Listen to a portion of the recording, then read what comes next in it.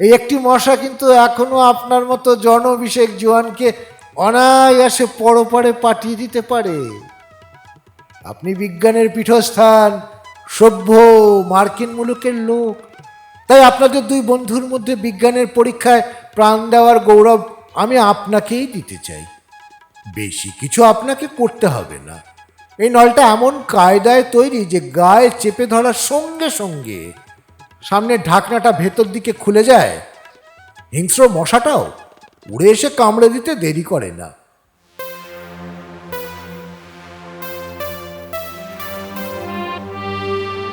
নমস্কার বন্ধুরা, গল্পের ঢেউয়ে ঢেউয়ে আপনাকে স্বাগত। গল্পের ঢেউয়ে ঢেউয়ে আজকের গল্প পড়ব ঘনাদা সিরিজের মশা, লেখক প্রেমেন্দ্র মিত্র। গল্প পাঠে আমি সাগর লাহিড়ী।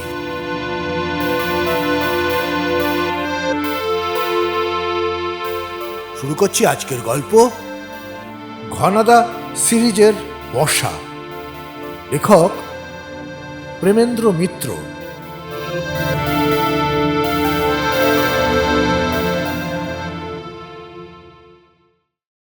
গল্পটাই আগে বলবো না গল্প যার মুখে শোনা সেই ঘনসান্দার বর্ণনা দেব, বুঝে উঠতে পারছি না।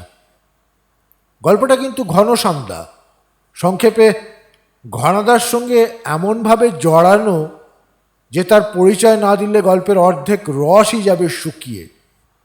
সুতরাং ঘনাদার কথা দিয়েই শুরু করা বোধহয় উচিত। ঘনাদার রোগা, লম্বা, শুকনো, হাড়বাড় করা এমন একরকম চেহারা যা দেখে বয়স আন্দাজ করা একেবারে অসম্ভব। 35 থেকে 55 যে কোনো বয়সেই তার হতে পারে। ঘনাদাকে জিজ্ঞেস করলে অবশ্য একটু হাসেন, বলেন দুনিয়াময় টহলদারি করে বেড়াতে বেড়াতে বয়সের হিসেব রাখবার কি আর সময় পেয়েছি। তবে বলে ঘনাদা যে গল্পটা শুরু করেন সেটা কখনো সিপাহী মিউটিনির, কখনো বা রুশ জাপানের প্রথম যুদ্ধের সময়কার। সুতরাং ঘনাদার বয়স আন্দাজ করা আমরা ছেড়ে দিয়েছি। শুধু এইটুকুই মেনে নিয়েছি যে গত 200 বছর ধরে পৃথিবীর হেন জায়গা নেই যেখানে তিনি যাননি, হেন ঘটনা ঘটেনি যার সঙ্গে তার কোনো যোগ নেই। কয়েক বছর হলো কেন যে কৃপা করে তিনি আমাদের এই গলিটির ছোট্ট মেসে এসে উঠেছেন তা ঠিক বলতে পারি না। আমাদের ছুটি ছাটার আড্ডায় তিনি যে নিয়মিত এসে বসেন, এও তার অসীম করুণা বলতে হয়। প্রায়ই অবশ্য তিনি ভয় দেখান যে পাত্তাড়ি গুটি আবার নিরুদ্দেশ হয়ে যাবেন, কিন্তু সাধারণত সেটা মাসের শেষে মেসের খরচের তাগাদা পড়বার সময়। বুঝে শুনে কিংবা হতাশ হয়েই তার কাছে তাগাদা করা আমরা ছেড়ে দিয়েছি। ঘনাদা আমাদের আড্ডায় এসে নিয়মিতভাবে সবচেয়ে ভালো আরাম কেদারাটায় বসেন। যার ভাগ্য যেদিন ভালো থাকে তার কাছে সেদিন সিগারেট চেয়ে নিয়ে ধরান। তারপর চোখ বুজে প্রায় ধ্যানস্থ হয়ে থাকতে থাকতে হঠাৎ হয়তো আমাদের কোনো একটা কথায় বেশ একটু উচ্চ স্বরেই হেসে ওঠেন। অপ্রস্তুত হয়ে আমরা তখন তার দিকে তাকাই। ঘনাদা একটু নড়ে চড়ে উঠে বসে সিগারেটে একটা লম্বা টান দিয়ে ঈষৎ বিদ্রুপের স্বরে বলেন, কি কথা হচ্ছিল বন্যার? আমরা লজ্জিতভাবে স্বীকার করি যে সামান্য দামোদরের বানের কথা আমরা আলোচনা করছিলাম। ঘনাদা আমাদের দিকে এমন করুণা মিশ্রিত অবজ্ঞার সঙ্গে তাকান, মনে হয় দামোদরের বানে আমাদের নিজেদেরই ভেসে যাওয়াই ভালো ছিল। তারপর জিজ্ঞাসা করেন, টাইডাল ওয়েভ কাকে বলে জানো? দেখেছো কখনো সেই প্রলয়ের ঢেউ যাকে বলে সমুদ্র জলোচ্ছ্বাস?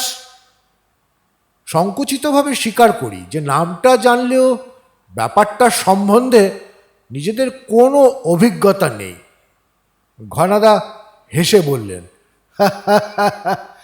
কেমন করে আর থাকবে? তাহলে শোনো, তখন মুক্তোর ব্যবসা করব বলে তাহিতি দ্বীপে গিয়ে উঠেছি। ঘনাদা সেই সুদীর্ঘ চিত্তাকর্ষক গল্প থেকে জানা যায় কি করে এরকম এক টাইডাল ওয়েভের মাথায় একবেলায় তাহিতি থেকে একেবারে ফিজি দ্বীপে গিয়ে তিনি উঠেছিলেন।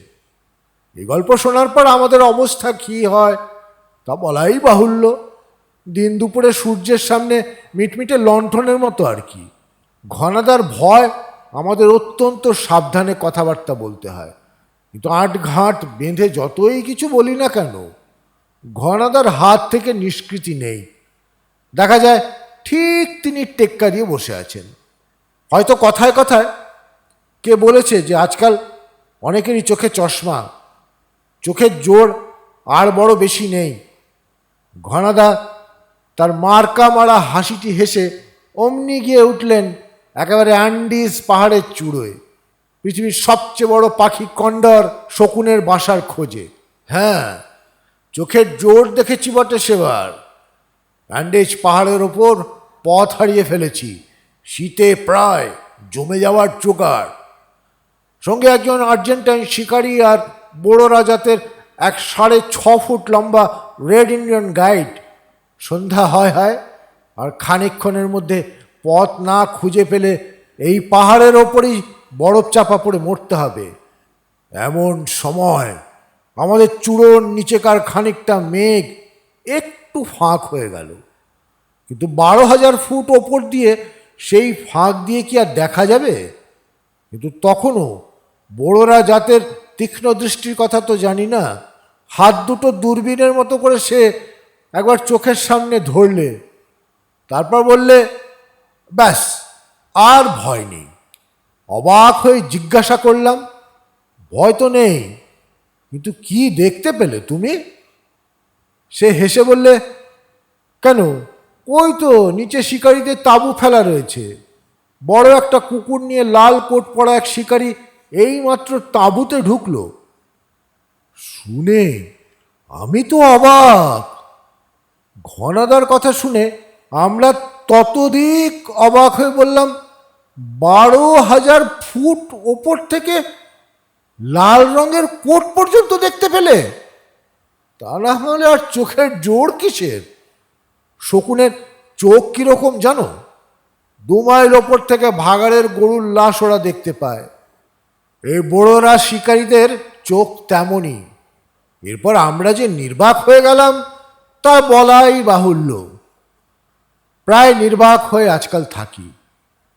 এর ভেতর সেদিন কি থেকে বুঝি মশার প্রসঙ্গ উঠে পড়েছিল। ঘনাদা তখনও এসে পৌঁছাননি, তাই বোধহয় আমাদের অতটা সাহস। তাছাড়া ভেবেছিলাম যে সামান্য মশা মারবার ব্যাপারে ঘনাদা তার কামান দাগা প্রয়োজন বোধ করবেন না, কিন্তু ভুল ভাঙতে আমাদের দেরি হলো না। বিপিন সবে তার গায়ে কিভাবে মশা মারবার ব্যবস্থা হচ্ছে সেই কথা তুলেছে, হঠাৎ দরজায় ঘনাদার আবির্ভাব। কি কথা হচ্ছিল হে? আমরা অত্যন্ত সংকুচিত হয়ে বলি, না এমন কিছু নয়, এই মশা মারবার কথা বলছিলাম। বিপিন তাড়াতাড়ি আরাম কেদারাটা ছেড়ে সসম্মানে ঘনাদার জন্যে জায়গা করে দেয়। ঘনাদা তাতে সমাসীন হয়ে শিশিরের কাছে একটা সিগারেট চেয়ে নিয়ে ধরিয়ে বললেন, ও মশা। আমরা কতকটা আশ্বস্ত হই। যাক, ঘনাদার দৃষ্টি তাহলে মশা পর্যন্ত পৌঁছাবে না। তো পর মুহূর্তেই বোমা ফাটল। যে সে বোমা নয়, একেবারে অ্যাটমিক। হ্যাঁ, মেরেছিলাম একবার একটা মশা। আমরা স্তম্ভিত।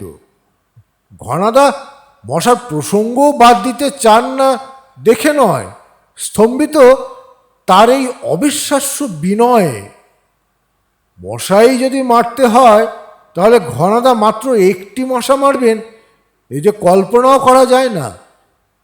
শিশির সাহস করে বলেই ফেলল, একটি মশা মেরেছিলেন? হ্যাঁ, একটি মাত্র মশাই জীবনে মেরেছি।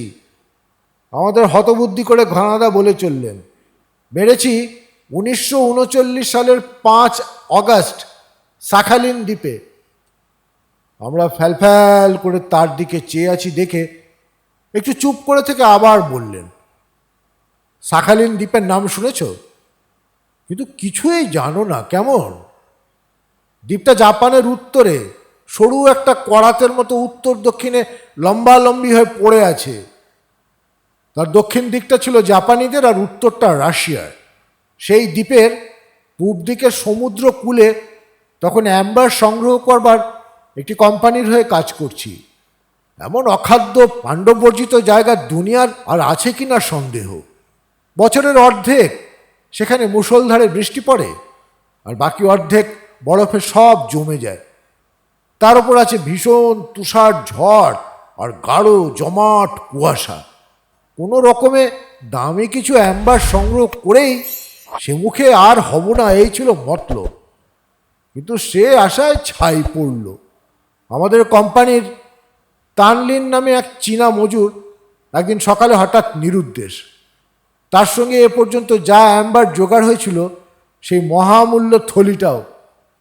শাখালিন দ্বীপ তো নেহাত ছোটোখাটো নয়, তার বেশিরভাগ আবার জঙ্গল আর পাহাড়। সেসব পাহাড় জঙ্গলের অনেক জায়গায় মানুষের পায়ের চিহ্নই পড়েনি।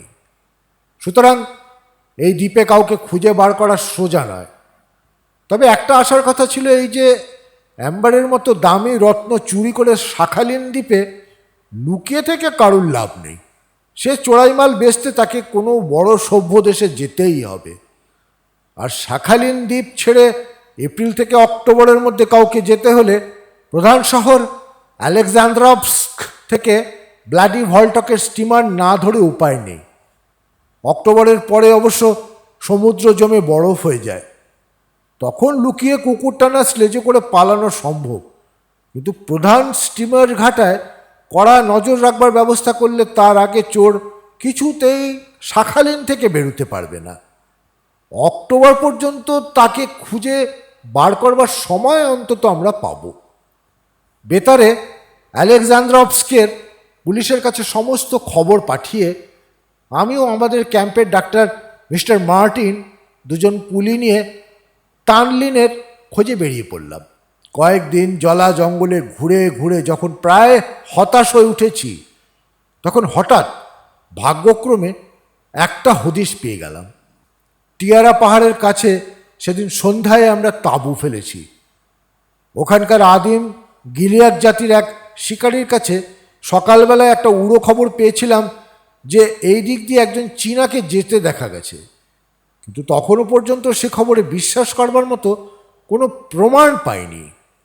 রাত্রে তাঁবুর মধ্যে ঘুমানো একরকম অসম্ভব। শাখালিন দ্বীপে বড় হিংস্র জানোয়ার বলতে শুধু ভালুক ছাড়া আর কিছু নেই। সাধারণত তারা মানুষকে আক্রমণ করে না, কিন্তু দিনে মাছি ও রাত্রে মশা যা আছে তা হিংস্র জানোয়ারকে হার মানায়। আমি আর মিস্টার মার্টিন তাই কোনো রকমে ঘুমোতে না পেরে তখন বাইরে এসে দাঁড়িয়ে গল্প করছি।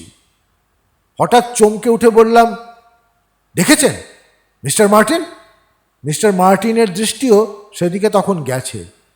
অবাক হয়ে তিনি বললেন, হ্যাঁ, বেশ জোরালো আলো বলে মনে হচ্ছে। এই জনমানবহীন জায়গায় ওরকম আলো আসছে কোত্থেকে? ভুতুড়ে ব্যাপার নাকি? খানিকক্ষণ লক্ষ্য করে বললাম, না, ভুতুড়ে নয়, বেশ স্বাভাবিক ব্যাপার। দূরের ওই পাহাড়ের ঢিবিটার পেছনে নিশ্চয়ই কোনো একটা বাড়ি আছে। এই আলো সেখান থেকেই আসছে। মিস্টার মার্টিন অবাক হয়ে বললেন, কিন্তু এখানে শখ করে অমন বাড়ি করবে কে? গিলিয়াদ, ওনক বা টুঙ্গুস জাতের অসভ্য শিকারী ছাড়া এই অঞ্চলে তো কেউ আসে না। এদিকে কোনো খনি ইদানিং হয়েছে বলে জানিও না। ব্যাপারটা সম্বন্ধে কৌতূহল যত বেশি হোক, সন্ধান নেবার জন্য সকাল পর্যন্ত আমরা নিশ্চয়ই অপেক্ষা করতাম। কিন্তু সেই মুহূর্তে রাত্রির স্তব্ধতা হঠাৎ এক অমানসিক চিৎকারে যেন বিদীর্ণ হয়ে গেল। একবার আমি ও মিস্টার মার্টিন দুজনের মুখের দিকে চাইলাম। তারপর ভেতর থেকে টর্চটা বের করে এনে কোনো কথা না বলেই বেরিয়ে পড়লাম। একেবারে নিরস্ত্র যে আমরা ছিলাম না তা বোধহয় বলবার দরকার নেই। দুজনের কোমরবন্ধে পিস্তল আঁটা ছিল। যে পাথুরে ঢিবিটার পেছন থেকে আলো দেখা যাচ্ছিল সেটা খুব বেশি দূর নয়, প্রায় 100-3 গজ হবে। ঢিবিটার পাশ দিয়ে ঘুরে যাবার পরই দেখা গেল আমাদের অনুমান ভুল হয়নি। একটা মাঝারি গোছের বাড়ির একটা জানলা থেকে উজ্জ্বল আলোটা দেখা যাচ্ছে।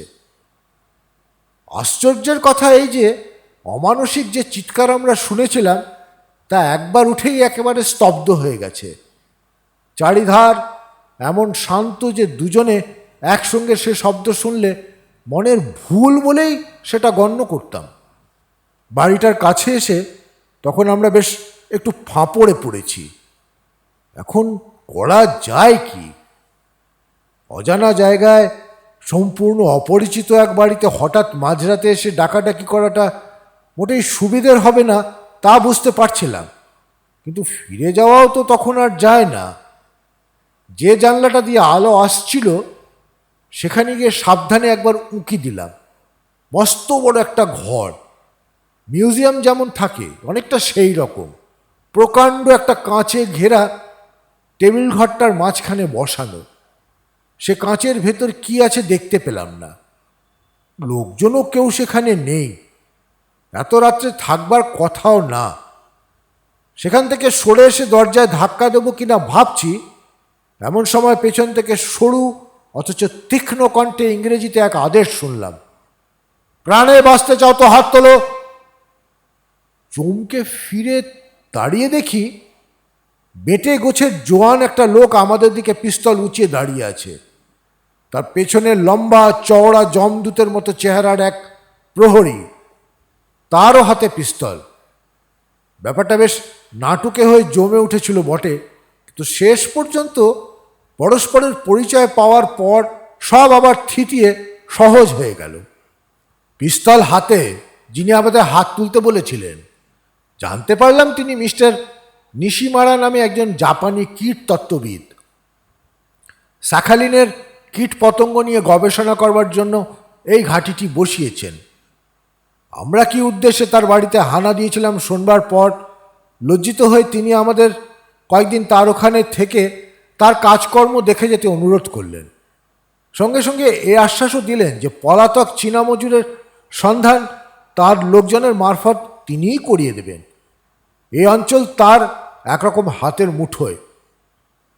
তার লোকজনের হাত এড়িয়ে কারোর পালাবার ক্ষমতা নেই। কথাটা যে কতখানি সত্য একদিন পার না হতেই বুঝতে পারলাম। পরের দিন সকালেই মিস্টার নিশিমারা তার গবেষণাগার আমাদের ঘুরিয়ে ঘুরিয়ে দেখিয়ে অনেক কিছু বুঝিয়ে দিলেন। সাধারণ কীটতত্ত্বের গবেষণা তিনি যে করেন না তার ল্যাবরেটরির নানান বিভাগ দেখেই তা অবশ্য বোঝা যায়। শুধু পর্যবেক্ষণ নয়, কীট পতঙ্গ লালন পালন ও পরিবর্ধন করবার জন্য রাসায়নিক ও বৈদ্যুতিক নানা যন্ত্রপাতি ও উপাদান উপকরণ তার বিরাট ল্যাবরেটরিতে আছে। মিস্টার মার্টিন একসময় তাকে জিজ্ঞাসা করলেন, পোকামাকড়ের ভেতর মশাই দেখছি আপনার গবেষণার প্রধান বিষয়। মিস্টার নিশিমারা একটু হেসে বললেন, তাতে আশ্চর্য হবার কিছু আছে? মানুষের সভ্যতার মশাই হচ্ছে সবচেয়ে বড় শত্রু। এই শাখালিন দ্বীপ থেকে শুরু করে সমস্ত পৃথিবীতে শুধু ম্যালেরিয়ার বাহন হিসেবে মশা কি পরিমাণ ক্ষতি প্রতিনিয়ত করছে ডাক্তার হিসেবে আপনার নিশ্চয় অজানা নয়। মিস্টার মার্টিন বললেন, কিন্তু আপনার গবেষণাগারে তো দেখছি মশার লালন পালনই হলো আসল কাজ। এর দ্বারা ম্যালেরিয়ার কি প্রতিকার হবে বুঝতে পারছি না। নিশিমারা আবার হেসে বললেন, না বোঝবারই কথা। শুধু মশা মেরে নয়, মশা যাতে আর ম্যালেরিয়ার বাহন হতে না পারে সেই চেষ্টা করে আমি ম্যালেরিয়া সমস্যার নতুনভাবে সমাধান করতে চাই। আমাদের একটু অবাক হতে দেখে তিনি বললেন, মশা কি করে রোগের জীবাণু ছড়ায় আপনাদের নিশ্চয়ই জানা আছে। তার মুখ একটা ডাক্তারি যন্ত্রের বাক্স বললেই হয়। গায়ের ওপর বসে প্রথম একটি যন্ত্রে সে চামড়া ফুটো করে, তারপর আরেকটি যন্ত্রে মুখের লালা সেখানে লাগিয়ে দিয়ে আমাদের রক্ত যাতে চাপ না বেঁধে যায় তার ব্যবস্থা করে। এরপর তৃতীয় যন্ত্রনল দিয়ে সে রক্ত শুষে নেয়। আমাদের শরীরে যে রোগের জীবাণু ঢোকে সে তার দ্বিতীয় যন্ত্রের লালা থেকে। মশার জন্মের পর যদি কোনো উপায় তার লালার এমন রাসায়নিক পরিবর্তন করে দেওয়া যায় যে বিষাক্ত ম্যালেরিয়ার জীবাণু তার ভেতর বাঁচতেই পারবে না, তাহলে মশা হাজার কামড়ালেও আর আমাদের ভয় নেই। আমার গবেষণাগারে মশার লালা পরিবর্তনের সেই চেষ্টাই আমি করছি। বিশ্বাস করি না করি, নিশিমারার কথায় প্রতিবাদ কিছু করিনি। সমস্ত গবেষণাগারটা আমাদের কাছে তখনই কেমন রহস্যময় মনে হয়েছে। আগের রাত্রে সেই অমানসিক চিৎকারের শব্দের কথা তখনও ভুলতে পারিনি। নিশিমারাকে জিজ্ঞাসা করায় তিনি সেটা কোনো বন্যজন্তুর আওয়াজ বলে হেসে উড়িয়ে দিয়েছিলেন বটে, কিন্তু মনে হয়েছে কিছু যেন তিনি গোপন করে যাচ্ছেন। সেই গোপন রহস্য যে কি, সেই দিন রাত্রেই টের পেলাম। নিশিমারা আমাদের যত্ন আতিথ্যের কোনো ত্রুটি করেননি। রাত্রের খাওয়া দাওয়া সেরে আমরা তখন আমাদের জন্য নির্দিষ্ট ঘরটিতে শুতে এসেছি। হঠাৎ মিস্টার মার্টিন বললেন, এরই মধ্যে শুয়ে কি হবে, আসুন একটু বাইরে ঘুরে আসি। তার কথায় রাজি হয়ে বাইরে বেরোতে গিয়ে অবাক হয়ে গেলাম। আমাদের ঘরের দরজা বাইরে থেকে বন্ধ। এর মানে? মিস্টার মার্টিন অত্যন্ত চিন্তিতভাবে আমার দিকে চেয়ে জিজ্ঞাসা করলেন। মানে ঠিক না বুঝতে পারলেও এই দরজা বন্ধ করার পেছনে যে কোনো শয়তানি মতলব আছে সে বিষয়ে কোনো সন্দেহ তখন আর আমাদের নেই। কিন্তু এত সহজে আমরা হার মানব কেন? ছাদের কাছে হাওয়া চলাচলের একটা ছোট ভেন্টিলেটর ছিল। কোনো রকমে তারই পাল্লা ভেঙে দুজনে সেখান দিয়ে গলে বাইরে গিয়ে নামলাম। ঘুটঘুটে অন্ধকার রাত্রি, শুধু ল্যাবরেটরির একটা ঘরে তখনও আলো জ্বলছে। সন্তর্পণে সেই ঘরটার পেছনে একটা জানলার ধারে গিয়ে দাঁড়াবার আগেই সেই কালকের রাত্রের মতো রক্ত জল করা আর্তনাদ শুনতে পেলাম। সে আর্তনাদ শোনার সঙ্গে সঙ্গেই আমরা জানলা বেয়ে ঘরের ভেতর লাফিয়ে পড়েছি। কিন্তু একই ব্যাপার, যার খোঁজে আমরা বেরিয়েছি সেই তানলিনি মেঝের ওপর লুটিয়ে পড়ে অসীম যন্ত্রণায় কাতরাচ্ছে।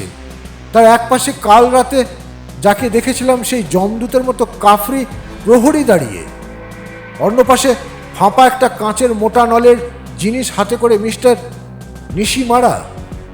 ব্যাপার কি মিস্টার নিশিমারা? বেশ একটু উত্তেজিতভাবেই জিজ্ঞাসা করলাম। মিস্টার নিশিমারা আমাদের দেখে রাগে বিস্ময়ে খানিকক্ষণ কথাই বলতে পারলেন না। তারপর অনেক কষ্টে নিজেকে সামলে বললেন, আমার আতিথেয়তার ওপর একটু বেশি অত্যাচার করছেন নাকি আপনারা? এই ঘরে আসতে কে আপনাদের অনুমতি দিয়েছে? কেউ দেয়নি। এখন বলুন এখানে হচ্ছে কি? মিস্টার নিশিমারা অদ্ভুতভাবে হেসে বললেন, যা হচ্ছে তা তো দেখতেই পাচ্ছেন। এই লোকটাকে সাপে কামড়েছে, তারই চিকিৎসা করছিলাম। মিস্টার মার্টিন তখন মেঝে বসে পড়ে তানলিনকেই পরীক্ষা করছিলেন। তিনি মুখ তুলে কঠিন স্বরে বললেন, এ তো মারা গেছে, আর সাপেও একে কামড়ায়নি। বলুন কি করেছেন একে? কি করেছি জানতে চান? নিশিমারা কখন এরই মধ্যে কোথা থেকে একটা পিস্তল হাতে নিয়েছে লক্ষ্যই করিনি। সেইটা আমাদের দিকে উঁচিয়ে ধরে তিনি বললেন, বেশ, সেই কথাই বলবো তাহলে শুনুন। পৃথিবীর সবচেয়ে আশ্চর্য আবিষ্কারের কথা শুনে মরার সৌভাগ্য আপনাদেরই হোক। আপনাদের তানলিন সাপের কামড়ে মারা যায়নি, মারা গেছে মশার কামড়ে, সামান্য একটা মশার কামড়ে। নিশিমারা তীক্ষ্ণ উচ্চ অট্টহাসে আমাদের স্তম্ভিত করে আবার বলতে লাগলেন, বিশ্বাস করতে পারছেন না ব্যাপারটা? কেমন? কোনো ভাবনা নেই, এক্ষুনি প্রত্যক্ষ প্রমাণ আপনাদের দিচ্ছি। কিন্তু তার আগে বলে যাই, শুনুন। মশার লালার রাসায়নিক পরিবর্তনের কথা যা বলেছিলাম মনে আছে তো?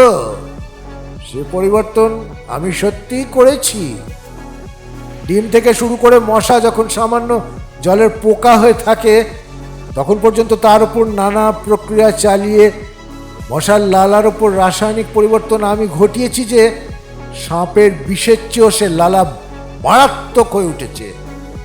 কাল রাত্রে যে চিৎকার শুনেছিলেন সে এমনই একজনের ওপর মশার কামড়ের পরীক্ষার ফল। তানলিনের অবস্থা তো সামনেই দেখতে পাচ্ছেন। এইবার আপনার পালা। নিশিমারার ইঙ্গিতে সেই যমদূত যখন মিস্টার মার্টিনকে অবলীলাক্রমে তুলে ধরেছে, তার দিকে এগিয়ে গিয়ে নিশিমারা বললেন, এই কাঁচের নল দেখছেন? এর ভেতর একটি মাত্র বিষাক্ত মশা ভরা আছে। এই একটি মশা কিন্তু এখনো আপনার মতো জনবিষেক জোয়ানকে অনায়াসে পরপারে পাঠিয়ে দিতে পারে। আপনি বিজ্ঞানের পীঠস্থান, সভ্য মার্কিন মুলুকের লোক, তাই আপনাদের দুই বন্ধুর মধ্যে বিজ্ঞানের পরীক্ষায় প্রাণ দেওয়ার গৌরব আমি আপনাকেই দিতে চাই। বেশি কিছু আপনাকে করতে হবে না। এই নলটা এমন কায়দায় তৈরি যে গায়ে চেপে ধরার সঙ্গে সঙ্গে সামনের ঢাকনাটা ভেতর দিকে খুলে যায়। হিংস্র মশাটাও উড়ে এসে কামড়ে দিতে দেরি করে না। সমস্ত মাথার ভেতর কেমন ঝিমঝিম করছিল, মনে হচ্ছিল আর যেন দাঁড়াতে পারবো না। কিন্তু তারই মধ্যে হঠাৎ মরিয়া হয়ে সজোরে একটা ঘুষি ছুড়লাম। নিশিমারা আচমকা ঘুষি খেয়ে ছিটকে পড়লেন। সঙ্গে সঙ্গে তার হাতে কাঁচের নলটা মেঝে আছড়ে পড়ে চুরমার হয়ে গেল। তারপর যে ব্যাপার ঘটল তা বর্ণনা করা যায় না। কল্পনা করা যে ভাঙা নল থেকে বেরিয়ে সেই সাক্ষাৎ সমন ঘরের ভেতর উড়ে বেড়াচ্ছে, আর চারজন মানুষ উন্মাদ হয়ে তাকে এড়িয়ে ঘর থেকে পালাবার চেষ্টা করছে। ঘরের মাঝখানে আবার তানলিনের মৃতদেহ। কোনো রকমে দরজার কাছে পৌঁছে খিলটা খুলে বেরুতে যাব, এমন সময় সেই বিশাল কাফরি বাঘের মতো আমার ঘাড়ের ওপর এসে পড়ল। আর বুঝি আশা নেই। মশাটা ঠিক আমার নাকের কাছে একবার ঘুরে গেল, আর তারপরেই সেই কাফরি একসঙ্গে 5টা রেলের ইঞ্জিনের মতো চিৎকার করে আমার ঘাড়ের ওপর নেতিয়ে পড়ে গেল। বুঝলাম মশার দংশন জ্বালার সঙ্গে সব জ্বালা তার জুড়িয়েছে। কিছু ভাববার আর সময় নেই। উঠে পড়ে আবার পালাতে যাচ্ছি, এমন সময় দেখি মিস্টার নিশিমারা জুজুৎসু প্যাঁচে মিস্টার মার্টিনকে চিৎ করে ফেলে দিয়েছেন, আর মশাটা ঠিক তার মাথার উপর উঠছে। ছুটে গিয়ে হ্যাঁচকা টান দিয়ে মিস্টার মার্টিনকে খানিকটা সরিয়ে দিলাম। সঙ্গে সঙ্গে নিশিমারার আর্তনাদ শোনা গেল। মশাটা ঠিক তার গালের ওপর গিয়ে বসেছে। এবার আর এক মুহূর্ত দেরি হলো না। আমার প্রচণ্ড এক চাপড় গিয়ে পড়ল নিশিমারার গালে। মশা আর নিশিমারার ভবলীলা একসঙ্গেই সাঙ্গ হয়ে গেল। মশা মারবার পরিশ্রমেই যেন হাঁপিয়ে একটা দীর্ঘশ্বাস ছেড়ে ঘনাদা বললেন, জীবনে তারপর মশা মারতে আর প্রবৃত্তি হয়নি।